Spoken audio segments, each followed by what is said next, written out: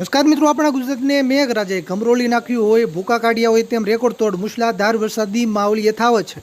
મિત્રો, આગામી 12 કલાક દરમિયાન રાજ્યમાં વરસાદના એક સાથે ત્રણ એલર્ટ જાહેર કરાયા છે. ઓરેન્જ એલર્ટ, યલો એલર્ટ અને રેડ એલર્ટ જાહેર કરાયું છે. એટલે કે ધોધમાર વરસાદ તૂટી પડશે. હવામાન ખાતાની નવી આગાહી પ્રમાણે હવે આગામી 12 થી 24 કલાક દરમિયાન કયા વિસ્તારોમાં મુશળધાર વરસાદ પડવાની શક્યતા વધારે છે તેની વાત કરીશું. પણ તે પહેલા અત્યારે કયા વિસ્તારોમાં મેઘરાજા તોફાની બેટિંગ કરી રહ્યા છે તેની ફટાફટ વાત કરી લઈએ. મિત્રો, છેલ્લા 24 કલાકની અંદર રાજ્યના 160 તાલુકામાં મેઘરાજાએ ગાજવીજ સાથે જોરદાર બેટિંગ કરી છે. મિત્રો, હવામાન વિભાગની આગાહી વચ્ચે સૌરાષ્ટ્રના કેટલાક વિસ્તારોમાં મેઘરાજા તોફાની બેટિંગ કરી રહ્યા છે. રાજકોટ જિલ્લાના ઉપલેટા અને જેતપુરના અનેક વિસ્તારોમાં ધોધમાર વરસાદ પડ્યો છે. જૂનાગઢ, પોરબંદર, સાબરકાંઠા, અરવલ્લી, મોડાસા, ભિલોડા, બાયડ, ગીર સોમનાથ, વેરાવળ, કોડીનાર, સાવરકુંડલા, અમરેલી, રાજુલા, બગસરા, મહુવા, તળાજા, ભાણવડ, જોધપુર, ખેડબ્રહ્મા, હિંમતનગર, પાલનપુર, દાતા, લખપત સહિત અનેક વિસ્તારોમાંથી સારા વરસાદના સમાચાર મળી રહ્યા છે. મિત્રો, હવે આગામી 12 કલાક સુધી કયા વિસ્તારોમાં ગાજવીજ સાથે મુશળધાર વરસાદ તૂટી પડશે તેની વાત કરી છે. પણ તે પહેલા આ વિડીયોને લાઈક કરવાનું ભૂલતા નહીં. આવી જ રીતે આખું ચોમાસું વરસાદના સમાચાર સૌથી પહેલા જોવા માટે આપણી આ ચેનલને ખાસ સબસ્ક્રાઇબ કરવાનું પણ ભૂલતા નહીં. તો મિત્રો, ખાસ સમજો. મિત્રો, પહેલા આપણે કચ્છના વિસ્તારોથી શરૂઆત કરીએ. મિત્રો, કચ્છમાં આગામી 12 કલાક દરમિયાન ખાસ કરીને ભુજ, નખત્રાણા, માંડવી, મુન્દ્રા અને જે ગાંધીધામ આજુબાજુના વિસ્તારો છે ત્યાં વરસાદની શક્યતા વધારે છે.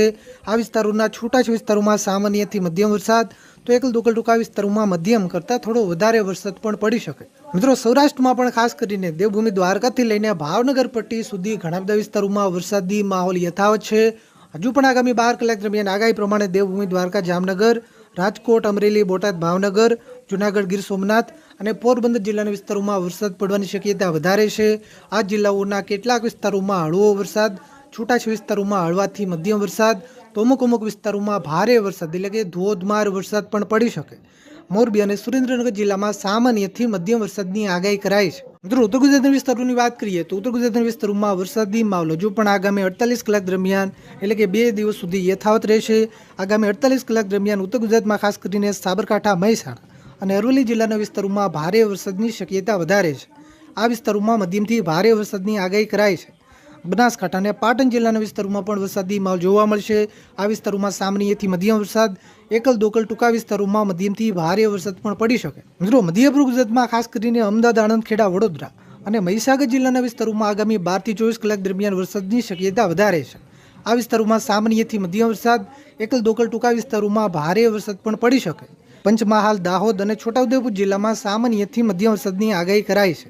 મિત્રો, દક્ષિણ ગુજરાતમાં ખાસ કરીને ભરૂચ જિલ્લામાં વરસાદની શક્યતા વધારે છે. આ વિસ્તારોમાં ઓરેન્જ એલર્ટ જાહેર કરાયું છે. એટલે કે આ વિસ્તારોમાં આગામી 12 થી 24 કલાક દરમિયાન ભારેથી પણ અતિ ભારે વરસાદ પડી શકે. નર્મદા અને સુરત જિલ્લામાં મધ્યમથી ભારે વરસાદની આગાહી છે. તાપી, ડાંગ, નવસારી અને વલસાડ જિલ્લામાં હળવાથી મધ્યમ વરસાદની આગાહી કરાઈ છે.